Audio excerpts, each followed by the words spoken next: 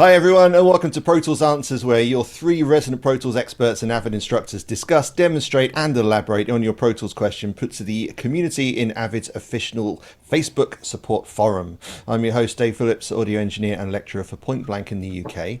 And today we're tackling a question from Riley, who asks this. What's up, fam? So I recorded scratches for a session, sat down to record with the drummer for my client, and as it turns out, the interface I used only had 48K available when I recorded my scratches at 44.1. To my surprise, Pro Tools essentially compressed the samples per second to fit the 48K sample rate, and as a result, it sped the track up and the pitch. I wasn't sure what to do about this. It was a surprise to me that 44.1 wasn't an option, but we live and learn, I suppose. So I'm asking you guys, what should I have done in that scenario? And I think we'll end the question there, as we can talk about what we would have done in that scenario. Yep. And with me, as ever, are my two master buddies who you'd never be able to compress into a 48 container. Send love out to Anders Motz at Tonkraftwerk in Austria. Hello, Dave. And Andy Hageman, Avid's audio curriculum manager, and he's over in Tokyo. How you doing? We're doing good. So before I start, I just want to give a shout out to our Patreon supporters who support us each month at Pro Tools Answers. Many thanks to Don, Mike, Matthew, Gregor, Eric, Kenny, and to our new subscriber, Ben. As always, we're incredibly grateful for your support. Thank you so much for your help. If you would like to support our weekly work at Pro Tools Answers, you can head over to patreon.com/Pro Tools Answers, and you can select a manageable tier over there. Or if you just wanted to make a one-time donation to the channel, you can head over to protoolsanswers.com, and there is a PayPal link, and everything that we receive is very, very gratefully received. It is. So let's jump on to these wonderful sample rate discussions. Because they never go badly, do they? No, always easy, always straightforward. Okay, so let's. We've been discussing this question quite a lot over the last half an hour, trying to get our heads around it. If I think we understand this correctly, that he's recorded some scratch tracks at 44.1. He's taken that session to a studio that only had 48K available, and he's ended up with a sample rate mismatch where he's loaded his scratch tracks into this session. It's loaded 44.1 samples into a 48K session, and it's messed around with the speed and the pitch. Yeah, so basically it's playing back about 10% too fast. Instead of playing back 44,100 samples per second, he's playing back 48,000 samples per second. Now, the good news is that, and he says it in here, is that Pro Tools has compressed it and I think he said shifted the pitch. It hasn't. It's no data has been lost. No. Until you try to do something to compensate for it, like elastic audio or something like that.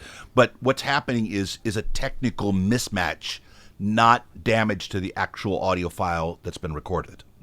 Yeah, so if he reopens that 44.1K recorded material in a 44.1K able system, it will play back just as before. Yeah. Right. So can we simulate this? Can we show what happened? Yeah.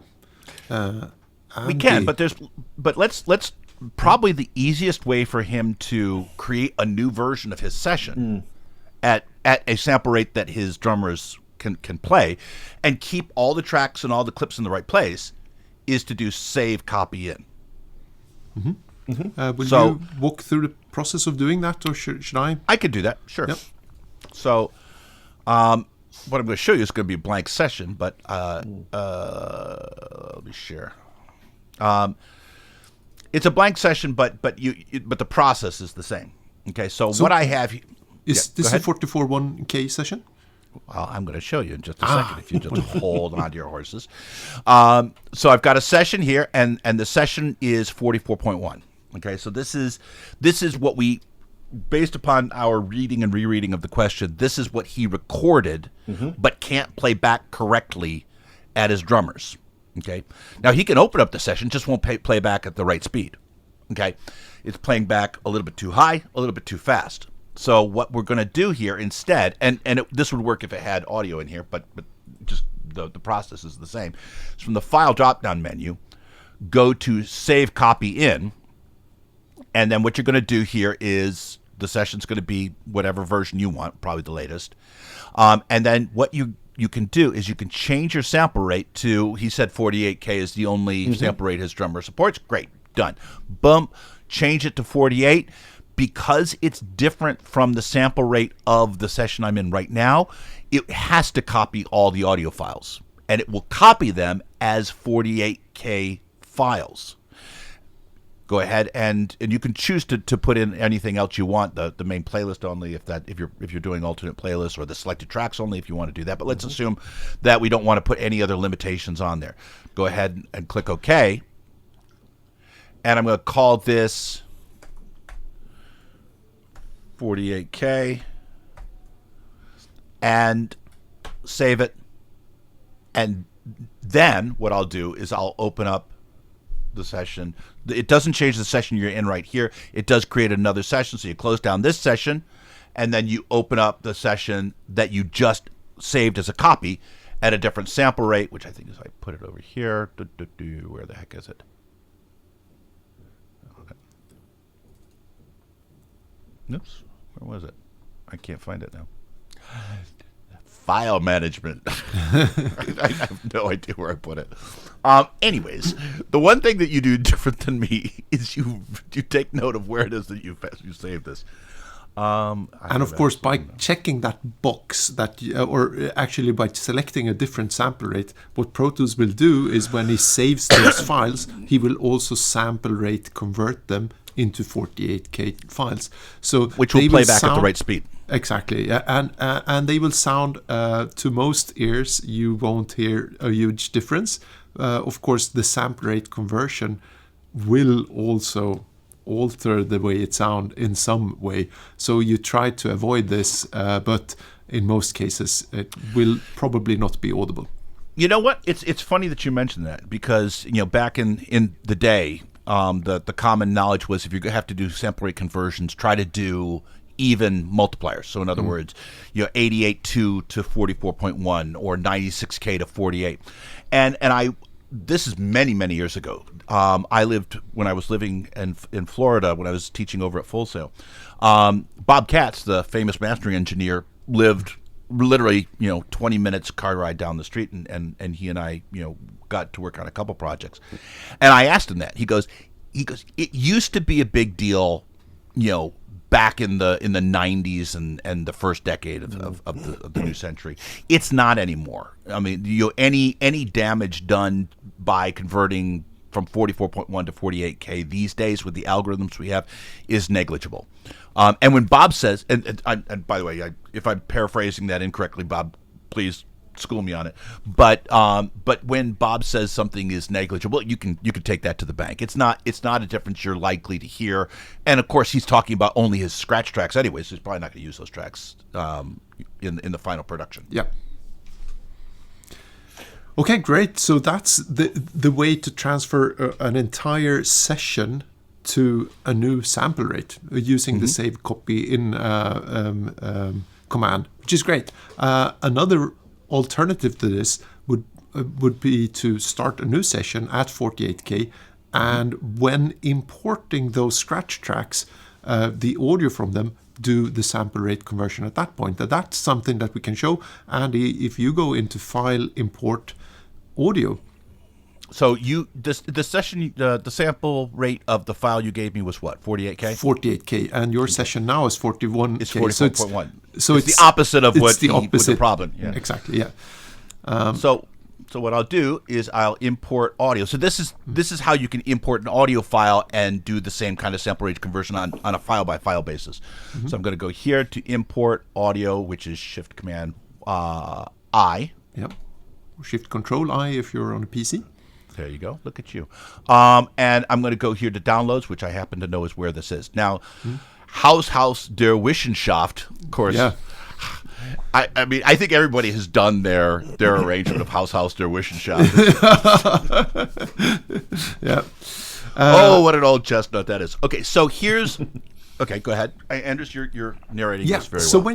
when you're clicking on a file in the import audio dialog, like Andy just did, you have an information little information box just below it. It says there it's a broadcast wave file, or .wave, and the bit depth is 24 bits, and you can see the length, and you can see the sample rate, which is 48K, which is the wrong sample rate. And to the right of this little box, Pro Tools will actually tell us here that it can be added directly to the current session, but it will play back at the wrong speed if I do. And between these two little boxes at the bottom, you have the option to add it or to convert it. And Pro Tools thinks that you might want to convert it to the new sample rate, just because if you don't, it will play back at the wrong speed. So it automatically selects the convert alternative or highlights it for your information. But and we can do that once. So let's do that. And as you see, it moved to the clips to import section here. And it also opened up the next little box just below, which says apply SRC, sample rate conversion. It says the source sample rate is 48K, and you can go in and change that and make really, really cool results, or you can mess up everything. So don't. Usually Pro Tools selects the correct maneuver here. And it says the destination sample rate can only be 44.1, which is your session sample rate. That's right. And then you have a selection of what quality to use. And this used to be a huge deal, as Andy said, back in the 90s when you would import stuff and you had a very slow computer. This would actually matter. So if you had 100 files to import or 1,000 files, you would have to sit and wait for quite a while. Yep. But we'll use Tweakhead, which is basically the best algorithm, but it takes 4 times as long. And it has a little bit more of tweaking going on in the background. Some people say that best sounds the best, and that Tweakhead only takes longer. And I've done some testing myself, and to be really honest, best sounds really, really good. Tweakhead sometimes sounds a little bit better, but I mean, it's not a huge difference. It's really, really fine differences. But even though we do Tweakhead, which takes 4 times as long as best here, and this is a 5 minute 20 file. So let's click on open here to open the audio files folder for this session, so that Andy can select a location to save it. And when he presses open again, Yeah, by default, it goes into the audio file subfolder of the session that you're in, which is usually where you want it to be. yeah. And this is the speed at which it will convert a stereo file that's 5.5 minutes long from 24-bit 48K to 44.1. So of course, if you're importing 1,000 files here, that selection of quality might have a real difference for how long you sit around for. Yeah, but I think for most of us, let's be honest, there's no reason to not use the absolute highest quality. No. Especially don't if you're play around working on client stuff where they're paying you money for it. Totally. Okay, so this is now the sample rate converted song. So it will play back in the tempo that was intended, and in the key as well. Right. So why don't you import this again, but don't convert it this time? So use the original sample rate for this. So this will get the exact opposite result of the question. So instead of using convert, press add, and it will tell you that you're adding instead of converting over here towards to the right of the clips to import. Obviously here, your sample rate box is unchecked because it's not really applicable. So there's nothing you can do here, because adding it is simply going to, try not to use the word add in the definition. What it will do is it will refer to the audio file in its original state from its original location. Yep. Yeah. Okay. So it's not moving it to the audio files folder. It's playing it back from your downloads folder where it now resides, right? In its original state. So it's going to play back what Pro Tools thinks is the wrong number of samples per minute, which usually Pro Tools is 100% right, 0% wrong. So in that assumption of our workflow, but we'll talk about that in just a second. Yeah, so this will, yeah. And we'll even get a warning from Pro Tools here saying, well, you're probably doing something that you might not want to do. Are you sure? After this one, it's going to start getting really abusive. But by the way, notice now there's no conversion. Nothing's had to be processed. And so if I go here, new track. Somebody needs to program in a little dialogue box that says something like, "You must be some kind of noob." Are you nuts? No, but maybe this is exactly what you want to do. But as we can see now, it had to put all of the samples that were recorded at 48K. Now it only has 44,100 samples per second. So the actual recording will now stretch and be longer. And lower, slightly lower in pitch. Exactly. So it will be about 10% slower and about 10% lower in pitch. So can you play back the top one, which is the sample rate converted version, which is... Give me just a second to share my audio. Give me 2 seconds here. And maybe, Andy, if you look on this, maybe you can cut this off, Dave, here. But if you would play from like the last chorus or something, it's not the chorus properly, but it starts out really slow. Okay. All right, give me a second. I'm changing my playback engine. So from the third, like. So from here. From there, yeah. Okay. Yeah. So tell me if you're hearing this. Nope, can't hear it. Nope, can't hear it either. Hold on. Your there's no outputs, output selected. Yeah, your outputs. Oop.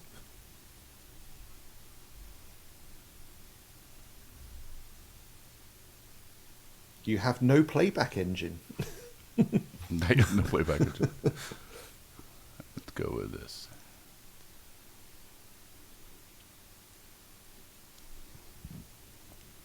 I love, by the way, when you send us links with Japanese text in it. I find it so amusing. Have I sent you links with Japanese text on it? Yeah, the document that we did a couple of days ago. Oh, is there really Japanese text in it? Yeah. I didn't even notice. All right, so let's go here. So I've got this, and yeah. There you go.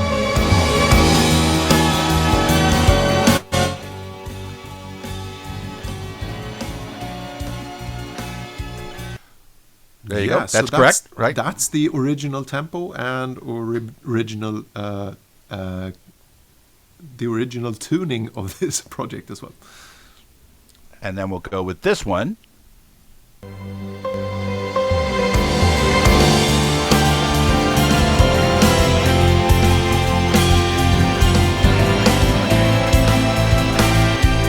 I like that one better. Yeah, you like it. It's got a little bit more gravity to it. Let's keep that one. And I guess this leads to a slightly different side topic. Is of these two, one of them has been very minorly destructively processed, and that's this top one up here. Obviously, has been resampled, right? So there's going to be some very, very small problem, or not problems, but there could be some loss of quality, very, very, very small. This one has absolutely no loss in quality. It's simply playing back slower, but not a bit of it has changed. I wouldn't say destructively as such, because it's created a new file, so the original file is still intact and it's still in its original state. No. I'm speaking destructively in terms of sonic quality. There's a possibility Fair. that there may be some loss of sonic quality. But the other thing is that if and this is a road that we're not going to go down on this show, but you do have the ability to selectively tell Pro Tools that you don't want to do what Pro Tools think is the wise thing. So by importing something and then choosing add instead of convert, where Pro Tools is going to give you a couple screens saying, we think this is a bad idea, but sometimes that can get you out of jail. Sometimes that can get you out of a bad situation where audio has been, for whatever reason of bad clocking or anything else, has been recorded at the wrong sample rate, and you need to get it to stretch out and play the right way without using something like elastic audio. So, there are ways that you can work this to get around technical problems and and recover audio while keeping the same quality. And not having to use things like elastic audio, which is also going to be sonically destructive to some degree. Well, I think in Riley's commentary, he was saying that he tried to get around it using TCE and stretching tech to bring the tempo back, because it says he was only working on scratch tracks. So that suggests to me that they were just guide tracks, nothing that was actually going to be used in the final production. So if you were going to for my money, the thing to do would have just been to sit down and think about how your sample rates interact to start with, and say, well, I'm working in a 48K session now. I've got my old stuff in 44.1. Let's just import the scratch tracks into the 48K session. I'm not going to lose anything. And then at least I can continue that way, rather than applying sample rate conversion. Applying sample rate definitely conversion. applying sample rate conversion. But then at least he can continue to work on the sounds as it should sound at the tempo that it should be, without having to try and hack it to death to fix it in an environment. He just didn't need to do that. He didn't. Yeah. So, it's you learn the lesson and you do it differently in the future. But, not only is it going to sound a little bit worse when you stretch stuff with time compression expansion, with elastic audio, or with the TC trim tool, but also you will go blind mad by trying to get it to be the right length that it was before. Yeah. I mean, that is a tremendous time suck. Whereas sample rate conversion, now you can do it different the next time. But sample rate conversion does that job for you, and it's going to be exactly the right tempo that it was. Yeah, before. Do you know, I spend an inordinate amount of time when I get new students into my Pro Tools classes talking about sample rates, talking about those decisions that you need to make when you set up sessions, and things to look at when you're importing stuff, because these guys are coming from doors that very much that hide this stuff away. In Ableton and Logic, you don't get to make those decisions about sample rates before you actually get into a recording situation.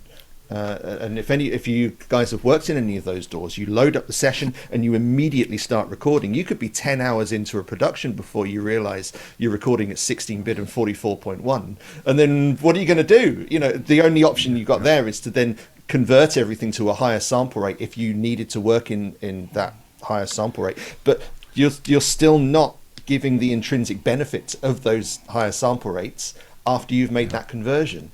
And just understanding what the sample rates are and how the tech interacts, how the digital audio interacts, so that it works properly and you're not causing yourself any problems further down the line. Yeah, and I just want to latch on to something that Andy just briefly mentioned here, is that of course we're thinking about this in a musical perspective now, which is of course something great. But in one other area, this is something that you actually have to calculate with, and that's in film. And that's when going from different frame rates and recording in different frame rates and converting that to other ones. So Pro Tools has a lot of built-in features to do speed up and slow down audio to specific ranges. And without going too much into detail here, if you've got an ultimate version of Pro Tools, you can actually go in and do audio pulls, so you can pull up the pitch and speed of audio to different and from different frame rates, and you can even go in and detune something in semitones instead, using the VSO, variable speed of the interface, which is a great feature. So there's so much to Pro Tools that you simply can't do in any other platform. Yes, the guy at the back. Yeah, who's not been paying attention for the whole lesson. I think we should cut that part because that's way deep. Okay, yeah, cut it out. I'm like, this from the guy who told me, oh no, we shouldn't talk about not converting because we need to keep it simple. But let me tell you about audio rate pull-ups and pull-down from PAL to NTSC. Yeah, sorry, it turned into a long thing. I just wanted my original thought was like, yeah, so we can do a lot of stuff like that. Let us know if you want us to get into that. But how about we give it a little bit of time and have exactly that discussion? Is that because I think what Dave said before was that Pro Tools gives you control, right? Pro Tools gives you control over things that other DAWs think you'll hurt yourself with. But you still get get control over it. It just doesn't put it right in front of your face from the word go. Yeah, but what Anders was going for is there are levels of control that are almost exclusively Pro Tools. Like there's this. It's just how easy it is for us to solve very complex, especially post-production, but sometimes musical problems. I think Anders is right. I just think that we should not go down that road. You're right. You're right. Too far. Totally right. No, you're right. Well, I'll tell you what, I'll keep all of that in, but I'm going to cut it and just cut in your interjection. Because that was great. No, leave it out. You're always making me... No. No. No, I'm fine with anything. Cool. I trust you. Do you know, there's something else that this subject can also be relevant to, is that when people are going to are collaborating with other producers or musicians who have technology that isn't in parity with yours. So, you know, Anders, you've got an interface that only records at 44.1 and 48K. Andy's got an interface and he recorded something at 192, and Anders, because I'm a glutton for punishment. Yeah, and you've got all the hard drives in Tokyo, and Anders wants Andy to send that session over to him so that they can work together on it. What's Anders going to do? The only option he's got two options: go and buy an interface that will allow him to actually work on that session properly, or convert it. Well, and there's two ways to do it, right? So there's the, you know, if it's a file, then and it's just, you just want to import a file and have it play at the right speed. Import file, import audio, and then you use the import audio dialog box. You're done, right? However, if you've got a session and there's a lot of tracks with clips at the wrong sample rate specifically laid out, then I would go back to what we started out the show with, which is save, copy in, and change the sample rate there. And both those things are great collaboration tools. Like, I do this all the time because I do record at 96K here for a lot of different reasons, but sometimes that's just not a practical sample rate for archiving or for transporting. And save copy does solve that problem for me in both areas. Yes, indeed. I think what this comes down to, just on a very basic level, is one, just taking the time to understand a little bit about digital audio theory, understanding what the sample rates are doing, and if you're collaborating with people where your technology doesn't match up, is have those conversations. You know, decide what sample rates you're going to work in, and things like that, so that you can make those transferring sessions between you very, very easy. And I try and convince my students to always work on the first generation of their audio files as much as possible, until you can't, basically. There's no point in converting if you don't need to convert. Work on those first generation files as much as you can. You know, it's interesting you mentioned that, and maybe we'll get flamed on this, but I find that my pre-production discussions are far more extensive and thorough when I'm dealing with post-production projects than with music projects. And, you know, not to say that we don't have pre-production meetings on music projects, but we don't sometimes, well, not sometimes, in my experience, we rarely say, you know, hey, my system doesn't do this, so let's record everything at 48 or 44 or whatever. Very rarely do we have discussions about what the right format of the audio is, what the right bit depth, 16-bit, 24-bit. I get, sometimes I don't even get WAV files. Sometimes they'll send me MP3 files, and I'm like, and I curse myself for not saying specifically no MP3 files. So, I think that because technology is so much more complex and there are many more people in the post-production world working on a single project than typically for music projects, I think that's well-worn ground for post-production. But it's a discussion that we should be having more on the music side as well. I think you're 100% right, Dave. The sample rate is the important one, because Pro Tools can host different bit depths on the same timeline. We just can't host the different sample rates on the same timeline. It can, but then there's a quality out. The For sure. without going too deep. Give me 24-bit. Because it's going to give me more dynamic range. Yeah, and do you know? I'm quite happy to be flamed on this subject because I'm quite comfortable with my theory. I'm quite comfortable with my workflow. Come at me, bro. It's not gonna change the way I work or the way that I'll explain it to people and try and guide people. I think the way that I think about it is I'm quite comfortable with it. No, I think you're right. Have those conversations with the people that you work with. Mm-hmm. Can we go any further on this? I think that's it. Awesome. No, I think that's it. Yeah. Awesome I think sauce. Okay. Well, if you enjoyed what we were talking about today, and if you got something from it, please hit like on our video, and if you want to subscribe to the channel to get all of our content, and you can hit the bell icon to get notified when we upload our new stuff weekly. You can head over to protoolsanswers.com and you can subscribe over there. Andy emails you weekly with what's going on at Pro Tools Answers. You can pick up some nice swag at protoolsanswers.com as well. Everything helps to support our work here. And you can also head over to Patreon if you want to take that next significant step. Head over to patreon.com/protoolsanswers and you can support us over there monetarily, and we'll be eternally grateful for all of that help that you give us. And all leaves me to say is thank you very much to Anders. Thank you. And thank you very much to Andy. You betcha. Thank you very much, guys, to you for watching. We'll see you on the next one. My name's Dave. This is Pro Tools Answers, and we're out.